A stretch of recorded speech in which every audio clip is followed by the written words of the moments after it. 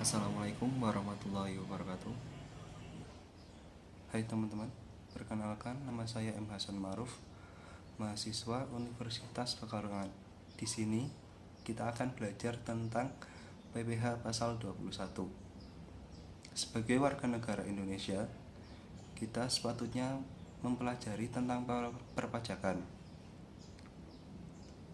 terutama bagi mereka yang telah memiliki penghasilan baik dari perusahaan tempat ia bekerja atau dari bisnisnya.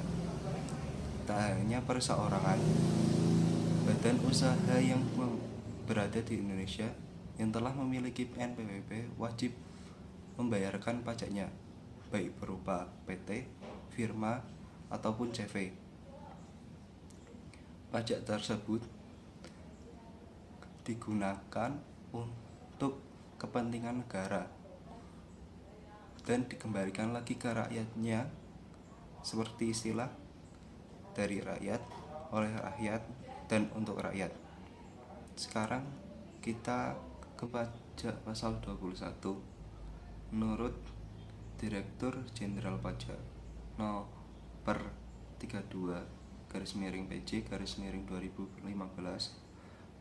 pajak penghasilan pasal 21 ialah pajak atas penghasilan berupa gaji, honorium, tunjangan, dan pembayaran lainnya dengan nama dan dalam bentuk apapun sehubungan dengan pekerjaan atau jabatan, jasa, dan kegiatan yang dilakukan oleh orang tersebut sebagai subjek pajak dalam negeri. Wajib pajak adalah orang atau peserta yang dikenai pajak atas penghasilannya. Menurut Per-32 PJ 2016, pasal 3 dikategorikan menjadi 6 kategori. Yang pertama ialah pegawai atau karyawan. Yang kedua, penerima uang pesangon, pensiun atau manfaat pensiun, tunjangan hari tua atau jaminan hari tua, termasuk ahli waris yang merupakan wajib pajak PPh 21. Yang ketiga, bukan pegawai, freelance atau pekerja lepas yang memperoleh penghasilan sehubungan dengan pemberian jasa, meliputi tenaga ahli, akuntan atau arsitek, seniman, pemain musik atau pelawak, olahragawan, dan lain sebagainya. Keempat, anggota Dewan Komisaris atau Dewan Pengawas yang tidak merangkap sebagai pegawai di perusahaan yang sama. Kelima, mantan pegawai. Keenam, peserta kegiatan yang memperoleh penghasilan sehubungan dengan keikutsertaan dalam suatu kegiatan, meliputi peserta perlombaan, peserta rapat atau konferensi, peserta atau anggota suatu kepanitiaan sebagai penyelenggara kegiatan tertentu. Komponen-komponen dalam perhitungan pajak penghasilan pasal 21. Yang pertama, penghasilan bruto atau penghasilan kotor, di mana penghasilan rutin yang diterima wajib pajak dalam jangka waktu tertentu berupa gaji pokok, tunjangan atau insentif, tunjangan makan, transportasi, dan lain sebagainya. 2. Penghasilan tidak rutin, yaitu berupa bonus dan THR. 3. Iuran BPJS atau premi asuransi pegawai yang dibayarkan oleh perusahaan. Warga negara Indonesia atau warga negara asing yang telah menetap selama 6 bulan di negara Indonesia wajib memiliki dan menjadi anggota BPJS. Hal ini diselenggarakan oleh pemerintah, di mana perhitungannya dari persentase jumlah gaji. 4. Yaitu jaminan kecelakaan kerja, di mana sebuah kompensasi atau rehabilitasi bagi tenaga kerja yang mengalami kecelakaan kerja dari tempat ia bekerja sampai kembali ke rumah dan menderita penyakit lain sesuai berkaitan dengan pekerjaannya. Jaminan kematian. Hal ini ditujukan kepada ahli waris peserta BPJS Ketenagakerjaan, di mana ahli waris tersebut membayarkan sebesar 0,3% dari gaji bulanan peserta yang telah meninggal.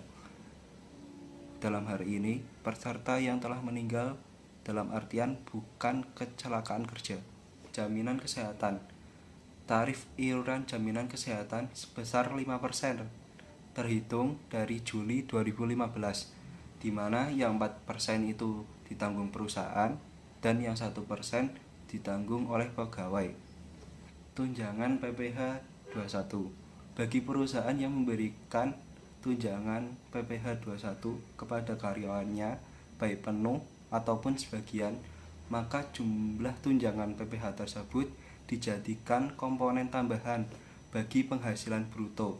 Sementara untuk metode perhitungannya yaitu pegawai yang menerima tunjangan PPh 21 dengan metode gaji bersih. Tunjangan BPJS. Bagi perusahaan yang memberi tunjangan BPJS, jaminan kematian, jaminan kecelakaan kerja, jaminan kesehatan secara penuh, maka tunjangan BPJS dijadikan komponen tambahan penghasilan bruto dari karyawan tersebut dan perhitungannya menggunakan metode gaji bersih. Orang penghasilan bruto ada 3, yaitu yang pertama, biaya jabatan staf hingga direktur berdasarkan per strip 16 /PJ/2016. Biaya jabatan yaitu sebesar 5% dari penghasilan bruto, maksimal 500.000 per bulan atau 6 juta per tahun. Yang kedua, biaya pensiun. Besaran biaya pensiun yaitu 5% dari penghasilan bruto, maksimal 200.000 per bulan atau 2.400.000 per tahun. Yang ketiga, iuran BPJS yang dibayarkan pegawai. Iuran BPJS ini sebagai pengurang penghasilan bruto. Iuran BPJS yang dibayarkan pegawai terbagi menjadi 3. Yang pertama, jaminan hari tua atau JHT yang ditanggung perusahaan sebesar 3,7% dan yang ditanggung pegawai sebesar 2%. Kedua, jaminan pensiun. Perusahaan menanggung sebesar 2% dan pegawai menanggung sebesar 1%. Jaminan kesehatan. Yang menanggung ialah pegawainya sendiri sebesar 1%. Yang keempat, penghasilan tidak kena pajak atau PTKP. PTKP ini merupakan jumlah nilai penghasilan bruto bagi wajib pajak yang tidak dikenakan pajaknya. PPh 21 dipotong dari jumlah penghasilan kena pajak yang dibulatkan ke bawah dalam ribuan penuh. Pertama, penghasilan kena pajak. Dasar pengenaan pajak atau DPP diperoleh dari penghasilan kena pajak. Wajib pajak menerima penghasilannya dengan ketentuan sebagai berikut. Yang pertama, penghasilan kena pajak berlaku bagi pegawai tetap, pegawai pensiun berkala, pegawai tidak tetap yang penghasilannya dibayar setiap bulan atau jumlah kumulatif penghasilannya sebesar 4.500.000 per bulan. Bukan pegawai yang penghasilannya bersifat berkesinambungan. Jumlah penghasilan lebih dari 450 per hari. Ketentuan ini berlaku bagi pegawai tidak tetap atau tenaga kerja lepas, memperoleh upah harian, mingguan, satuan, ataupun borongan sepanjang penghasilan kumulatifnya sebesar 4.500.000 per 1 bulan kalender. Ketiga, pemotongan PPh sebesar 50% dari penghasilan bruto. Hal ini ditujukan kepada pegawai yang mendapatkan penghasilannya secara tidak berkesinambungan. Penghasilan kena pajak, kita lanjut yang kedua, yaitu penghasilan tidak kena pajak. Menurut Direktur Jenderal Pajak, No per strip 16 garis miring PJ garis miring 2016 dan Peraturan Menteri Keuangan No 101 garis miring PMK titik 010 garis miring 2016. Berikut tarif PTKP. Yang pertama yaitu 54 juta per tahun atau 4.500.000 per bulan untuk wajib pajak pribadi. 2. 4.500.000 per tahun atau 375.000 per bulan untuk wajib pajak yang sudah menikah. Ketiga, 54 juta per tahun atau 375 per bulan untuk istri yang penghasilannya digabung dengan suami. Keempat, 4.500.000 atau 375 per bulan untuk setiap anggota keluarga, saudara, dan keluarga semeda. Progresif PPh pasal 21. PPh pasal 21 bersifat progresif, artinya semakin tinggi penghasilan maka semakin tinggi pula pajaknya. Menurut Undang-Undang tentang PPh pasal 17 ayat 1, wajib pajak dengan penghasilan sampai 50 juta akan dikenai tarif sebesar 5% dan wajib pajak penghasilan tahunan di atas 50 juta sampai 250 juta akan dikenakan tarif sebesar 15%. Wajib pajak dengan penghasilan tahunan sebesar 200 sampai 500 juta akan dikenai tarif sebesar 25%. Wajib pajak dengan penghasilan tahunan lebih dari 500 juta akan dikenai tarif pajak sebesar 30%. Rumus perhitungan penghasilan kena pajak berdasarkan per strip 32 garis miring PJ garis miring 2015. Yang pertama, pegawai tetap dan penerima pensiun berkala. Rumusnya, penghasilan kena pajak sama dengan penghasilan neto dikurangi penghasilan tidak kena pajak terbaru.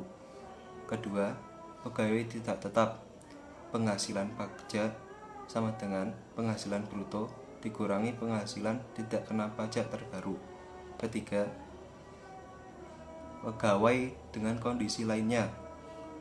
Rumusnya, penghasilan kena pajak sama dengan 50% dikali penghasilan bruto dikurangi penghasilan tidak kena pajak. Yang keempat, seseorang yang bukan pegawai. Rumusnya, penghasilan kena pajak sama dengan 50% dikali penghasilan bruto. Oke, cukup sekian materi kali ini. Kurang lebihnya mohon maaf. Wassalamualaikum warahmatullahi wabarakatuh.